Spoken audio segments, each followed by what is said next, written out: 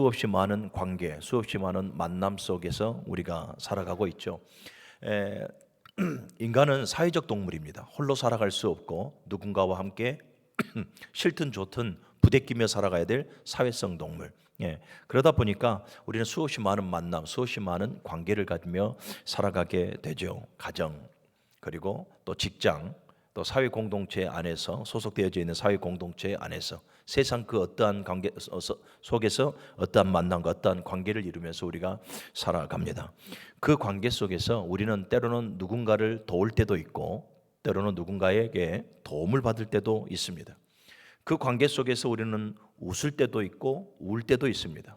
위로할 때도 있고 권면할 때도 있고 또는 상처를 받을 때도 있습니다. 세상의 모든 관계 속에서는 그렇게 아웅다웅하며 사실은 살아갑니다. 우리의 삶이 그러지 않습니까? 그런데 이 모든 관계 속에서 세상과 교회에는 차이점이 분명하겠습니다. 세상 사람들과 성도 사이에는 분명한 차이점이 있다라는 거죠. 세상 사람은 모든 관계의 기준을 무엇으로 봅니까? 사람으로 봅니다. 사람. 그 사람의 스펙, 또 그 사람의 성격, 그 사람의 인품, 그 사람의 실력, 또 그 사람이 가지고 있는 그 어떠한 것들, 이런 것들로 기준을 삼고 평가하게 되어지죠. 그러다 보니까 여러분, 사람은 완전한 존재입니까? 불완전한 존재입니까? 불완전한 존재예요. 참 우리가 서로 충돌이 일어나지 않을 수 있는 이유가 뭐냐면, 우리가 서로 충돌이 일어나지 않는다는 것은 뭐냐면 우리 모든 사람은 불완전한 존재라는 것을 먼저 인식하면 사실은 충돌이 일어나지 않습니다. 완벽하려고 하니까 우리가 충돌이 일어나게 되어지는 거예요.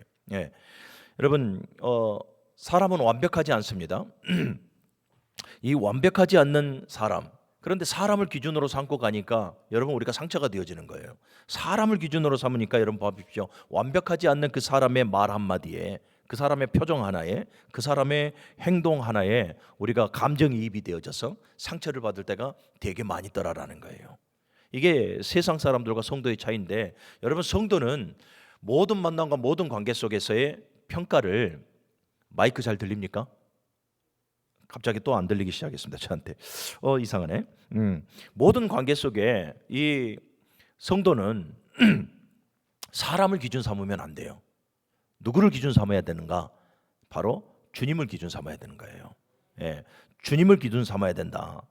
우리가 주님을 기준 삼을 때 사람을 기준 삼고 평가하는 것이 아니라 모든 관계 속에 우리가 주님을 기준 삼을 때에 여러분 우리는 사람을 보면서 넘어질 일이 없다라는 거예요. 그래서 오늘 우리 한번 좀 읽어볼까요? 22절에 5장 22절의 말씀 같이 한번 읽어봅시다. 5장 22절 시작. 아내들이여 자기 남편에게 복종하기를 주께 하듯 하라. 또 6장 5절의 말씀요. 시작. 종들아 두려워하고 떨며 성실한 마음으로 육체의 상전에게 순종하기를 그리스도께 하듯 하라. 또 7절의 말씀 같이 6장 7절의 말씀 또 읽어봅시다. 시작. 기쁜 마음으로 섬기기를 주께 하듯 하고 사람에게 하듯 하지 말라. 아멘. 골로새서 3장 23절의 말씀도 보면 무엇을 하든지 마음을 다하여 주께 하듯 하고 사람에게 하듯 하지 말라라고 말씀을 하고 있습니다. 주께 하듯 하라. 주께 하듯 하라라는 의미가 무슨 의미냐면 세 가지로 큰 의미를 부여해 볼 수가 있습니다. 사실은 다 일맥상통한 의미이긴 하지만 조금 나눠서 생각해 본다면 우리가 조금 접근하기가 쉬울 겁니다. 주께 하듯 하라라는 의미가 뭐냐면 모든 관계의 기준을 사람이 아닌 주님께 두라 이 말이에요. 모든 관계의 기준을 사람이 아닌 주님께. 이 상대, 그러니까 나와 관계하고 있는 그 상대의 위치나 힘이나 스펙이나 그 사람의 어떤 성품이나 그 사람이 가진 것, 부와 가난이나 이러한 모든 것들을 기준 삼지 말고 오직 주님께서 그 모든 이들을 품고 베풀고 그들을 섬기고 배려했던 것처럼 늘 주님을 기준 삼고 그 모든 만남과 모든 관계를 이어가라라는 의미예요. 주께 하듯 하라, 이 의미가. 그리고 또 하나는 뭐냐면 주님께 인정받기 위해서 하라라는 것입니다. 우리는 모든 관계 속에서 누구에게 인정받기를 원합니까? 나와 관계되어져 있는 그 이에게, 곧 사람에게 우리는 인정받기를 원하거든요. 그런데 성도는 달라야 돼요. 모든 관계 속에서 사람에게 인정받으려 하지 말고 누구에게요? 주님께 인정을 받아야 된다. 주님께 평가를 받고 주님께 인정을 받는 그러한 관계를 형성해 나아가는 우리가 되어져야 한다라는 의미가 두 번째입니다. 그리고 세 번째는 주님의 사랑과 주님의 섬김과 주님의 배려와 주님의 겸손으로, 곧 그리스도의 성품이죠. 그리스도의 성품으로 모든 관계를 가져나가라라는 의미가 있는 거예요. 자, 이처럼 죽게 하듯 하라, 죽게 하듯 하라, 이 의미를 가지고 사도 바울은 골로새서 3장 18절 이하의 말씀과 오늘 이 5장 에베소서 5장과 6장에서 보게 되어지면 세 가지 관계를 예로 우리에게 지금 말씀을 하고 있어요. 남편과 아내의 관계 속에서, 또 부모와 자식과의 관계 속에서, 그리고 주인과 상전, 곧 주정 관계 속에서 이처럼 죽게 하듯 하라라고 말씀을 하고 있어요. 자, 그 전에 우리가 21절, 5장 21절을 한번 또 봐봐야 되는데요. 5장 21절 같이 읽어봅시다. 시작. 그리스도를 경외함으로 피차 복종하라. 제가 저번 주까지 이 말씀을 어떻게 말씀드렸습니까? 우리는 이 서로 복종해야 되는데 상하 관계 속에서는 오직 하나님께만 복종해야 된다. 그리고 우리 성도들은 모든 관계 속에서 어떻게 복종해야 된다? 상호 복종해야 된다. 이것이 지금 21절에서 말하는 피차 복종하라 이 말이에요. 자, 피차 복종하라, 이것을 잘 새겨드리시기를 바랍니다. 그러면 모든 관계 속에서 성도는 죽게 하듯 하라, 죽게 하듯 하라. 그러면 이 죽게 하듯 하라라는 것을 동일하게 상호 복종 관계 속에서 하라 이 말이에요. 그러니까 나 혼자서 이루어지는 것이 아니니 교회의 모든 성도들은 서로예요. 서로 피차 복종하고 피차 서로 상호 복종하는 관계를 이루어라라는 거예요. 굴림해서는 안 돼요. 남편과 아내의 관계, 부모와 자식의 관계, 상전과 종의 관계 다 무엇입니까? 수직적인 관계잖아요. 상하의 관계란 말이죠. 그런데 그러한 관계라 한다 할지라도 서로 어떻게 하라라는 것입니까? 상하 관계가 아니라, 상하 복종이 아니라 상호 복종하라라고 말씀을 해요. 그래서 여러분, 이 세 가지 예 속에 여러분 이 상호 복종의 작용이 다 이루어져야 그 관계가 아름다운 관계로 결실을 맺을 수 있다는 것을 말씀하고 있는 거죠. 먼저 남편과 아내의 이 관계를 한번 볼까요? 22절에서부터 우리 한번 같이 쭉 읽어보십시다. 22절 시작. 아내들이여 자기 남편에게 복종하기를 죽게 하듯 하라. 이는 남편이 아내의 머리됨이 그리스도께서 교회의 머리됨과 같음이니 그가 바로 몸의 구주시니라. 그러므로 교회가 그리스도에게 하듯 아내들도 범사에 자기 남편에게 복종할지니라. 남편들아 아내 사랑하기를 그리스도께서 교회를 사랑하시고 그 교회를 위하여 자신을 주신같이 하라. 아멘. 이 보니까 상호 복종의 관계가 작용이 되어지죠. 어떻게 작용이 되어집니까? 남편은 아내를 사랑해야 되고 아내는 남편에게 복종해야 한다라는 거예요. 복종해야 된다. 그런데 우리는 이 복종이라는 의미를 들었을 때 상당히 그 단어가 우리에게 거칠게 들려집니다. 그렇죠? 굉장히 어찌 보면 좀 기분 나빠요. 내가 누군가에 의해서 복종을 당한다는 것은 나에게 있는 자유의 의지를 어떻게 한다는 것입니까? 제한시켜버린다는 의미가 되어지지 않습니까?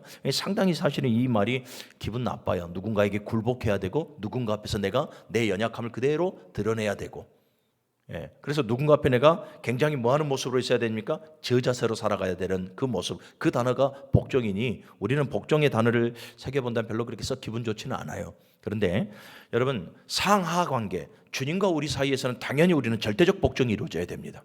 그 어떤 두려움도 어떠한 계산도 필요치 않습니다. 하나님의 말씀 앞에, 주신 감동 앞에 우리는 절대적 복종을 이루어야 됩니다.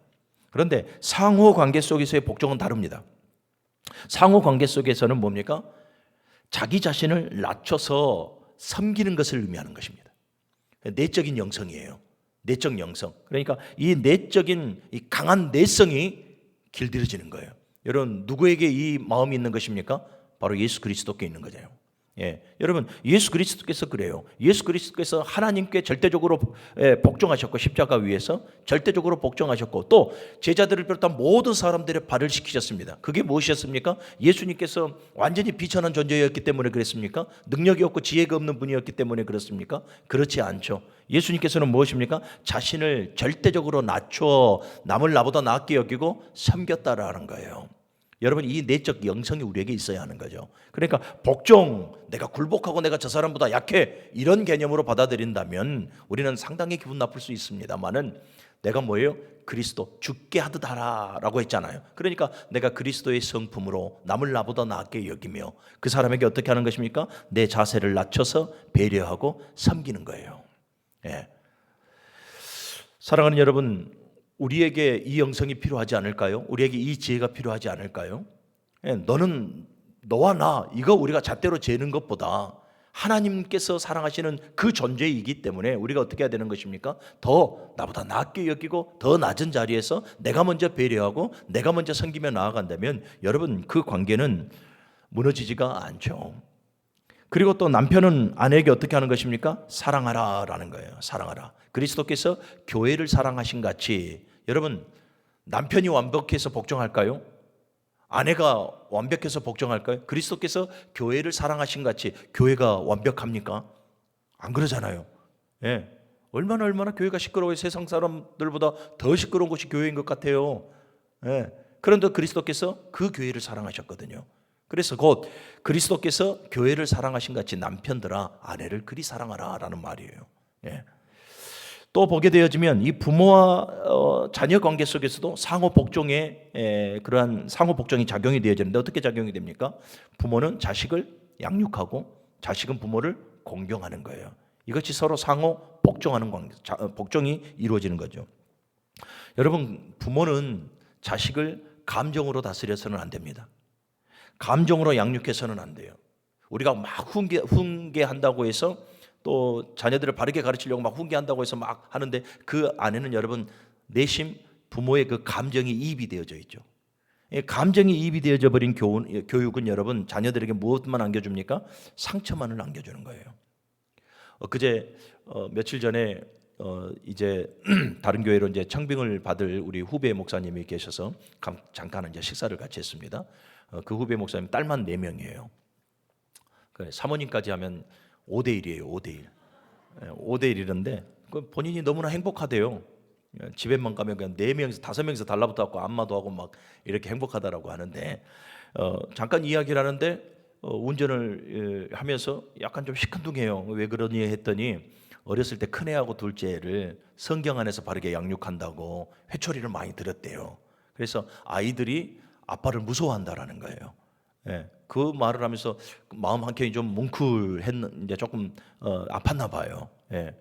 지금 깨달아 보니까 그때는 그것이 훈육이고 훈계인 줄 알았는데 내 감정이입이 많이 됐더라라는 거죠. 내 감정이입이 들어가니까 자녀들이 그 훈계는, 여러분 훈계를 받으면 잘 돼야 되잖아요. 물론 자녀들이 잘 되었습니다만은 그 자녀들이 마음에 상처가 있는 거예요. 그래서 아빠를 어떻게 합니까? 그 세상에 하나뿐인 아빠에게 다정다감하게 가야 되는데 어느 순간 아빠가 두려운 존재가 되어져 있는 거죠.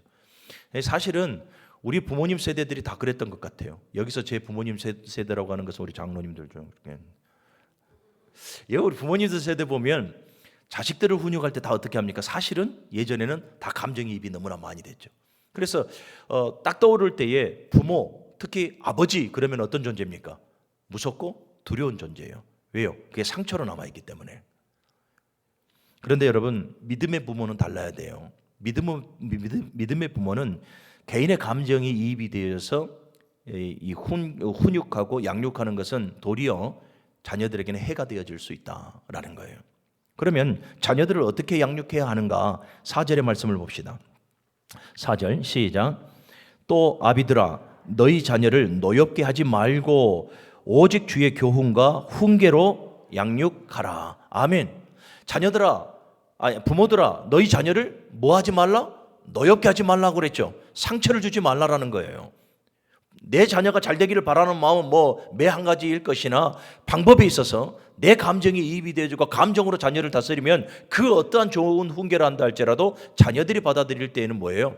상처가 되어져 버린다니까요. 그래서 하는 말이 부모들아 또 아비들아 너희 자녀를 노엽게 하지 말고 상처 주지 말라라는 거예요. 오직 주의 교훈과 훈계로 양육하라. 오직 너희들의 감정이 이입이 되어지지 말고 그러한 상황 속에서도 주의 교훈과 훈계로 양육하라라고 말씀을 하는 거예요. 사랑하는 여러분, 사람의 감정보다 하나님의 말씀이 우월합니다. 사람의 감정보다, 사람의 탁월한 어떠한 자녀 교육법보다 하나님의 말씀이 월등합니다. 그래서 우리가 하나님의 말씀으로 자녀들을 바르게 양육하고 교육해 나아갈 때는 자녀들에게 상처가 되어지지 않아요. 왜요? 그 말씀은 여러분 우리의 혼과 골과 영 다 우리의 골수까지 찔러 쪼개고 우리를 변화시키고 우리를 새롭게 하는 생명력 있는 말씀이잖아요. 그 말씀으로 내 자녀들을 양육하는데 자녀들이 상처가 받을 리가 없죠. 주 안에서 바르게 양육되어질 결과만이 주어지게 되는 거죠. 그러니 여러분, 우리는 자녀를 가르칠 때도 감정으로 가르치는 것이 아니라 주의 말씀과 훈계로 우리는 자녀들을 바르게 양육해야 될 줄로 믿습니다.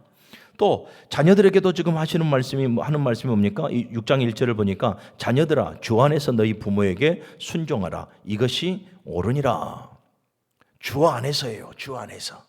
이게 매우 참 중요한 말씀이에요. 주 안에서 부모를 공경하라라는 거예요. 그러니까 주 뜻대로 부모를 공경할 때 부모와 자식과의 관계가 아름답게 되어진다라는 것을 말씀하고 있는 것인데, 여러분 주 안에서 부모를 공경하라 그랬잖아요. 이거는 뭐냐면 이 역시도 자녀를 양육할 때 아까 4절의 말씀 보니까 오직 주의 교훈과 훈계로 양육하라 그랬잖아요. 부모를 공경할 때도 주 안에서 그랬거든요. 이 말씀도 뭐냐면 주님의 말씀대로 이 말이에요. 십계명 제5계명이 뭡니까? 내 부모를 공경하라. 하나님의 말씀이죠. 그러니까 하나님의 말씀대로 부모를 공경하는 거예요.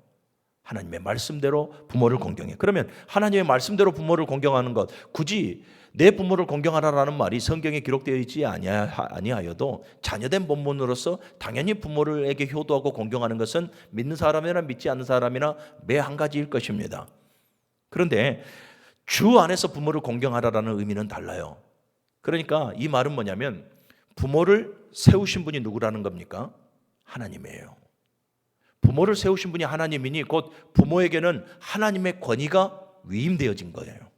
그래서 주 안에서 부모를 공경하라라는 것은 결국은 뭐냐면 주께 하듯 하라, 바로 이 말이 되어지는 거예요. 내 부모를 공경함이 주권자이신 하나님을 공경하는 것과 같다라는 의미를 말씀하고 있는 거예요. 그래서 여러분 보십시오. 부모를 공경할 때 어느 복이 있습니까? 계속해서 보면 내 아버지와 어머니를 공경하라. 이것이 약속 있는 첫 계명이니 이로써 네가 잘되고 땅에서 장수하리라. 여러분, 자녀를 양육하라, 서로 사랑하라, 이런 모든 것에 대해서 결과물에 대해서는 성경에 별로 나오지 않아요. 그런데 부모를 공경하라 라는 말 이해에는 꼭 장수의 복이 있고 하나님께서 복을 줘요. 이는 무엇입니까? 하나님의 주권을 인정하는 행위가 되어지기 때문에 그래요. 그래서 네가 땅에서 잘되고 장수하리라라는 그 축복과 함께 부모를 공경할 것에 대해서 권하고 있는 것이에요.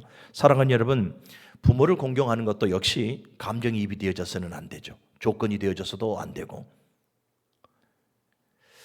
주의 말씀을 기준 삼고 하나님의 말씀대로 부모의 권위를 인정하고 높이면서 부모에게 공경해야 한다라는 것이죠. 그리 되어질 때에 역시 부모와 자녀가의 관계 속에서도 상호 복종이 작용이 되어져서 결국은 또 그 관계가 아름답게 하나 되어질 수 있다라는 겁니다. 또 마지막으로 오늘 본문을 보니까 종들과 이 상전의 관계도 마찬가지예요. 상전과 이 종의 관계 속에서도 상호 복종이 작용이 되어져야 하는데 어떻게 작용이 됩니까? 종은 주인에게 순종하는 거죠. 5절의 말씀을 봅시다. 시작. 종들아 두려워하고 떨며 성실한 마음으로 육체의 상전에게 순종하기를 그리스도께 하듯 하라. 상호 복종의 작용이 종의 입장에서는 무엇을 한다고요? 순종하는 거예요. 누구에게? 주인에게. 그런데 어떻게? 주께 하듯 하라. 그리고 주인은 어떻게 합니까? 주인도 작용이 나와야죠. 상호 복종의 작용이. 9절의 말씀을 봅시다. 시작. 상전들아 너희도 그들에게 이와 같이 하고 위협을 그치라. 이는 그들과 너희의 상전이 하늘에 계시고 그에게는 사람을 외모로 취하는 일이 없는 줄 너희가 알미라. 아멘. 9절의 말씀을 보니까 상전들아 너희도 그들에게 이와 같이 하고 위협을 그치라. 이 위협이라고 하는 것은 억압하지 말아라, 또는 공갈, 거짓말 치지 말아라, 속이지 말아라, 이런 의미를 가지고 있어요. 그러니까 종을 지금 어떻게 대하라는 것입니까? 인격적으로 대하라라는 의미예요. 인격적으로 대하라는 거예요. 매우 사실은 당시의 시대적 상황을 봤을 때 종을 인격적으로 대한다라는 것은 사실은 주인의 입장에서는 매우 불쾌한 소리가 되어질 수가 있는 거죠. 그런데 지금 사도 바울은 누구에게 말하고 있는 것입니까?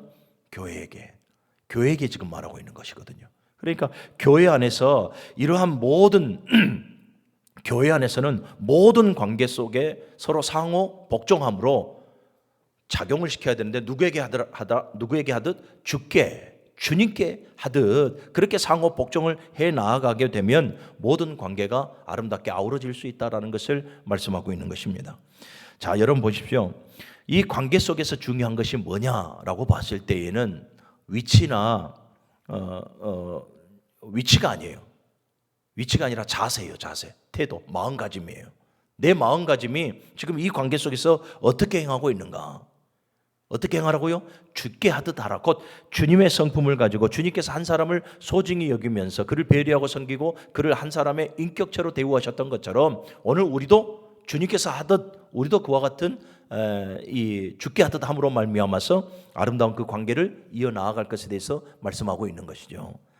사랑하는 여러분, 우리는 주께 하듯 해야 합니다. 주님의 성품을 가지고 주님께서 하셨던 것을 하셨던 그 모든 이 행함을 우리가 실천하고 그리고 상대를 주께 하듯 상대를 배려하고 섬기라는 그 마음을 가질 때에 여러분 교회는 아름답게 세워져 나아가게 되어지는 것이죠. 사랑하는 여러분, 성도는 그렇게 해야 됩니다. 성도라면 가정에서도 그렇고 형제간에서도 그렇고 성도와 성도 사이에서도 그렇고 또 세상 가운데 모든 관계 속에서도 언제나 어떻게 해야 됩니까? 사람을 기준 삼지 말고 사람이 가지고 있는 것으로 평가하지 말고 주께 하듯 언제나 나보다 남을 여기고 낮고 낮은 자리에서 섬기고 배려할 때에 그 관계가 원만해지고 아름다운 관계의 열매를 맺으며 살아갈 수가 있는 거죠. 다시 조금 더 정리해 봅시다. 부부관계 속에서 아까도 말씀드렸습니다. 서로가 잘하니까 순종하고 사랑하라라는 것 아닙니다. 그리스도께서 교회를 사랑하신 같이 교회는 여러분 부족하고 연약하고 아주 흠투성이에요. 그럼에도 주께서 교회를 사랑하셨어요. 그러니 그리스도께서 교회를 사랑하신 같이 너희들도 어떻게 하라라는 것입니까? 서로 부족하고 연약하지만 여러분 남편이라고 완벽해서 복종하겠어요? 아내라고 완벽해서 사랑하겠습니까? 흠이 많죠. 그럼에도 그리스도께서 교회를 사랑하신 같이 너희도 그렇게 사랑하고 너희도 그렇게 상호 복종하라라는 의미입니다. 부모와 자식 간에도 마찬가지예요. 서로의 감정, 부모니까 자식 사랑하고 자식이니까 부모 사랑하고 이 감정보다 주 안에서 주 뜻대로 우리가 부모가 자녀를 양육하고 또 자녀가 부모에게 공경하면 여러분 그 부모와 자식 간의 관계가 아름답게 주 안에서 형성이 되어질 수 있다라는 것이에요. 주종관계도 마찬가지예요. 주종관계도 여러분 주종관계 속에서는 더 중요한 의미가 또 하나가 있는데요. 이 엘머 타운즈는 이렇게 말합니다. 이 주종관계를 상전이고 주인은 하나의 역할일 뿐이지 상하관계가 아니다. 이렇게 해서 그래요. 이 에베소서를 쭉 풀어나갈 때. 그러면 진짜 상전은 누구이냐? 오늘 9절에서도 말씀을 해요. 상전들아 너희도 그들에게 이와 같이 하고 위협을 그치라. 이는 그들과 너희의 상전이 하늘에 계시고 그래요. 그러니까 지금 이 주인 상전과 종의 관계를 보게 되면 분명히 우리가 봤을 때는 상하관계가 맞아요. 그런데 누구에게 지금 말하고 있는 겁니까? 교회잖아요. 교회 안에서 여러분 주인은 누굽니까? 하나님이에요. 하나님. 우리의 영원한 상전은 하나님인 거예요. 그러니까 주인과 종의 관계는 이 엘머 타운즈가 말한 것처럼 단순히 역할적인 관계일 뿐이지 사실은 모든 삶의 주인은 하나님이시고 모든 관계 속의 주권자는 하나님이심을 말씀하는 거예요. 그러니까 비록 네가 상전의 위치에 있다 한다 할지라도 비록 네가 종의 위치에 있다 한다 할지라도 절대적 주권자는 하나님이시니 모든 상황 속에 모든 관계 속에서 너희가 행할 것은 주께 하듯 하는 것이다 라는 것을 말씀하고 있는 거예요. 그래서 골로새서 3장 23절에 무엇을 하든지 마음을 다해서 주께 하듯 하고 사람에게 하듯 하지 말라라는 거예요.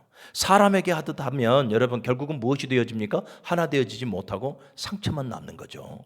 상처만 남는 거예요. 보십시오. 남편이 아내를 사랑하지 않는다면, 아내가 남편에게 복종하지 않는다면, 부모가 주의 말씀을 가지고 바르게 양육해 가지 않는다면, 자녀가 부모를 공경하지 않는다면, 상전이 종을 매번 위협하고 매번 누명을 씌운다면, 종이 상전에 복종하지 않는다면 그 관계가 어떻게 되어지겠습니까? 무너질 수밖에 없는 관계가 되어지죠. 교회가 그렇다라는 거예요. 교회가 여러분 서로 상호간에 복종하고 정말로 성도 한 사람 한 사람을 대할 때 죽게 하듯 한다면 여러분 그 관계가 흐트러지지 않죠. 분열이 되어지지 않아요. 하나가 되어지고 그 관계는 아름답게 결실을 맺게 되어지는 거예요. 여러분 모든 관계 속에서 하나님께 죽게 하듯 하십시오. 주님의 주권을 세우고 죽게 하듯 할 때에 여러분 우리가 서로 시시비비 가릴 필요가 없는 거죠. 보십시오. 사울 왕을 대하는 다윗의 입장에서 한번 보십시오. 2번이나 죽을 기회가 있어서도 다윗은 여러분 자기의 감정에 입을 하지 않습니다. 하나님께 맡겨요. 죽게 하듯 하는 거예요. 요셉도 보면 애굽의 총리로 있을 때에 형제들이 오잖아요. 형제들에게 어떻게 합니까? 감정에 입을 안 시켜요. 죽게 하듯 합니다. 모든 것을 하나님께 맡기고 하나님의 주권을 그 관계 속에 세웁니다. 그러니까 어떻게 되어져요? 불협화음이 일어나지 않는 거예요. 여러분 우리 무능제일교도 마찬가지입니다. 모든 관계 속에 하나님의 주권을 세우고 우리가 정말로 죽게 하듯 성도를 우리가 낮은 자리에서 겸손하게 섬기고 나아간다면 사랑하는 여러분 우리 교회는 더욱더 행복한 교회, 무능제일교회가 되어질 줄로 믿습니다. 중요한 것이 뭐라고요? 그리스도를 경외함으로 죽게 하듯 하라는 의미고, 그리고 피차 복종하라. 혼자서 되어지는 일이 아니에요. 상호 간에 서로 복종하고 서로 섬기고 서로 배려하고 서로 사랑하고 우리가 그렇게 나간다면 가정도 교회도 모든 관계도 여러분 아름다운 결실을 맺게 되어질 줄로 믿습니다. 오늘 이 말씀을 잘 새겨들으시고 우리 모두가 다 모든 관계 속에서 모든 만남 속에서 언제나 주의 주권을 세우고 죽게 행하며 살아갈 수 있는 우리 무능교회 성도들이 되어지기를 주님의 이름으로 간절히 축원합니다. 거룩하신 아버지 하나님 감사합니다. 오늘도 저희들 부르시고 귀한 말씀을